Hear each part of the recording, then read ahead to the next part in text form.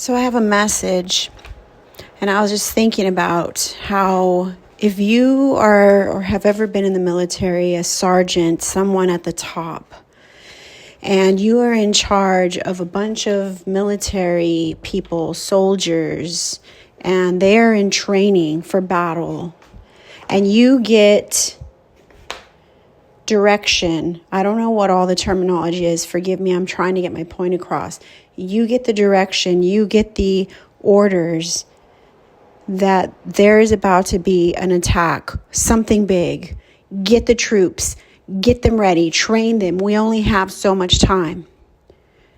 Are you going to go in there real kindly? Okay, guys, I hope y'all can be up in about 30 minutes and eat your breakfast, and then whoever's ready, we're going to go out into the field, and whoever wants to join us can train, but don't feel pressured. No, that isn't how you talk to them. These people are preparing. They signed up for war. They signed up for battle, to be defense, a defense line. And your job is to come down hard, not because you hate people, not because you're pushy or anything like that. Now listen carefully. You're going to go and you're going to tell them, get up now, get up, go eat breakfast, do what you got to do. Not what you got to do, but they give you the orders. This is what you're going to do. You're going to meet out at this time and you're going to do this. And we're going to go through training all day hard till you get it. And you're not going to stop until you get it. And I don't care who's, throwing up or whatever. This is how it is. Now, we're in a time where people, and it could be even military people who are retired or out of the military or just not thinking clearly, I don't know. And they're hurt by everything going on with, people around them saying it's time to snap. You got to get serious. You better be ready. People are thinking like you're just spreading fear and they're hearing these messages, right? To get right with the Lord, get your house right. The enemy is coming onto our territory. Be ready, have a defense. And everybody's just, walking on eggshells and they're just feeling like they're being put on eggshells and they're just being touchy in their flesh with, you're just spreading fear. How about somebody is trying to shake you because they see what is coming? Somebody is trying to be that sergeant, that drill sergeant for you in the spirit realm here on earth. I'm so grateful. I can't even express. Words are it's inexpressible how God chose me and many of you many, many years ago, decades, to those tiny churches, the ones who are like filled with the Holy Spirit and spiritual warfare. And they're a little hard on you, because there's someone to be accountable to. Not the big churches where you can just pop in when you want.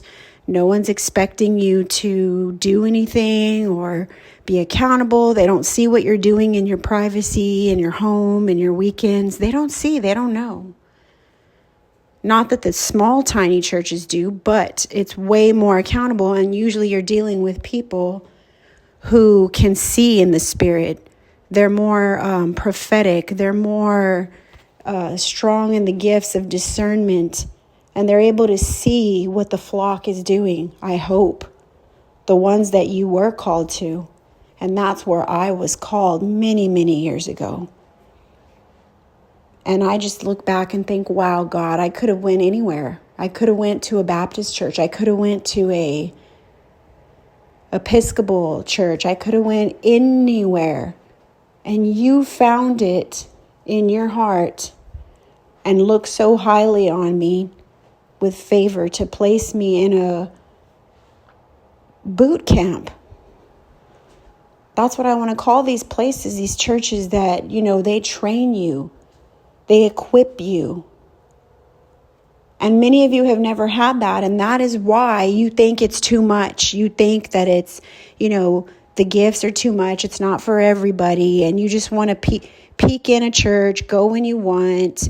You don't want to have to listen. You don't want to turn your life around. You're offended. You're offended and you think it's fear tactics because deep down inside, you don't want to give that thing up. Whatever it is keeping you. So instead of it quickening your spirit to say, oop, I'm up. I'm ready to go, Sergeant. You're there tippy-toeing with, stop making me afraid. I'm scared. Don't be spreading fear. It's too much. Now, I'm not talking about, please hear me. I'm not talking about abuse in the church where, using the scriptures wrong to manipulate or just being abusive and bossy and none of that. Manipulating, possessive, controlling. I'm not talking about that. I'm talking about those good churches. And even the others, you can learn from that. You take the meat and leave the bone. And God moves you on. But I'm so grateful that He allowed me for many years, 25 years, to grow up in a church like that, where I've learned how to fast and pray and intercede and speak in the Spirit and call things that are not as though they are and speak the word over a situation. There's people who don't know these basic foundations. And some around me that if I didn't say it to them or teach them or invite them years ago or they never had access to that, they wouldn't even know. And I'm not saying it's just me, but it is time to wake up and stop being offended. Stop being scared. We have an enemy coming in. And he's trying to come in like a flood. He's not the flood. He's an imitator of what God can do. But he is trying to come in like a flood. And if you do not get it together, if you do not stop listening to the propaganda on the news and thinking, that people are trying to scare you when they're warning you that we are in the last bitter seconds, the ark door is getting ready to shut. And you don't want to listen, and you keep doing the things you want to do because you think we have 5, 10, 15 years plus. We can't even say we have months at this point. Please hear me. And so peace be to everybody, but I'm just being real and raw. God bless.